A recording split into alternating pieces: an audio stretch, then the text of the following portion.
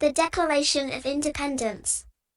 When in the course of human events it becomes necessary for one people to dissolve the political bands which have connected them with another and to assume among the powers of the earth, the separate and equal station to which the laws of nature and of nature's God entitle them, a decent respect to the opinions of mankind requires that they should declare the causes which impel them to the separation. We hold these truths to be self-evident, that all men are created equal, that they are endowed by their Creator with certain unalienable rights, that among these are life, liberty and the pursuit of happiness. That to secure these rights, governments are instituted among men, deriving their just powers from the consent of the governed, that whenever any form of government becomes destructive of these ends, it is the right of the people to alter or to abolish it, and to institute new government, laying its foundation on such principles and organizing its powers in such form, as to them shall seem most likely to effect their safety and happiness.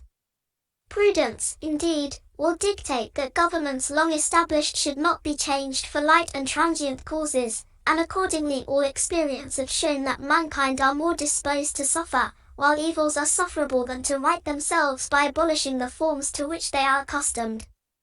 But when a long train of abuses and usurpations, pursuing invariably the same object evinces a design to reduce them under absolute despotism, it is their right, it is their duty, to throw off such government, and to provide new guards for their future security. Such has been the patient sufferance of these colonies, and such is now the necessity which constrains them to alter their former systems of government. The history of the present King of Great Britain is a history of repeated injuries and usurpations, all having in direct object the establishment of an absolute tyranny over these states. To prove this, let facts be submitted to a candid world.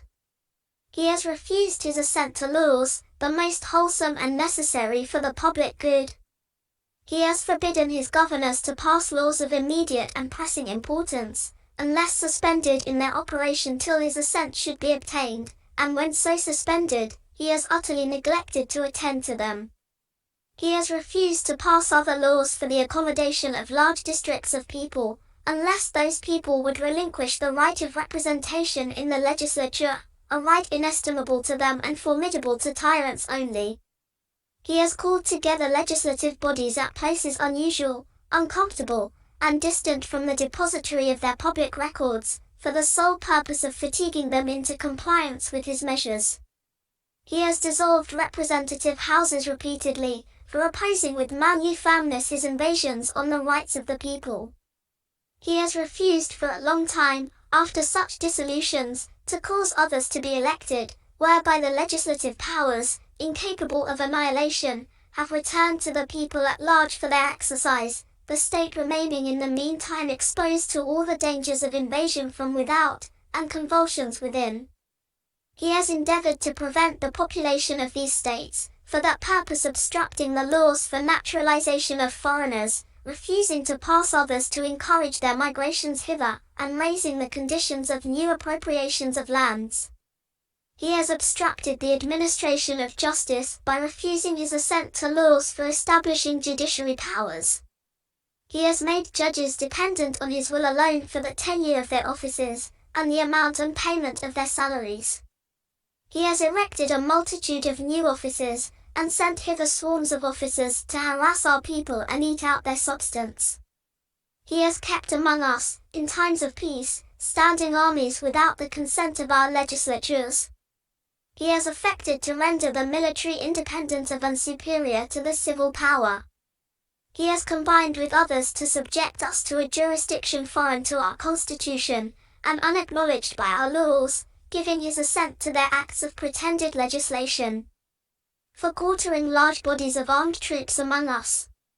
For protecting them, by a mock trial from punishment for any murders which they should commit on the inhabitants of these states. For cutting off our trade with all parts of the world. For imposing taxes on us without our consent. For depriving us in many cases, of the benefit of trial by jury. For transporting us beyond seas to be tried for pretended offences. For abolishing the free system of English laws in a neighbouring province, establishing therein an arbitrary government, and enlarging its boundaries so as to render it at once an example and fit instrument for introducing the same absolute rule into these colonies. For taking away our charters, abolishing our most valuable laws, and altering fundamentally the forms of our governments. For suspending our own legislatures, and declaring themselves invested with power to legislate for us in all cases whatsoever. He has abdicated government here, by declaring us out of his protection and waging war against us. He has plundered our seas, ravaged our coasts, burnt our towns, and destroyed the lives of our people. He is at this time transporting large armies of foreign mercenaries to complete the works of death, desolation, and tyranny, already begun with circumstances of cruelty and perfidy scarcely paralleled in the most barbarous ages, and totally unworthy the head of a civilized nation. He has constrained our fellow citizens taken captive on the high seas to bear arms against their country, to become the executioners of their friends and brethren, or to fall themselves by their hands. He has excited domestic insurrections amongst us, and has endeavored to bring on the inhabitants of our frontiers, the merciless Indian savages whose known rule of warfare is an undistinguished destruction of all ages, sexes and conditions.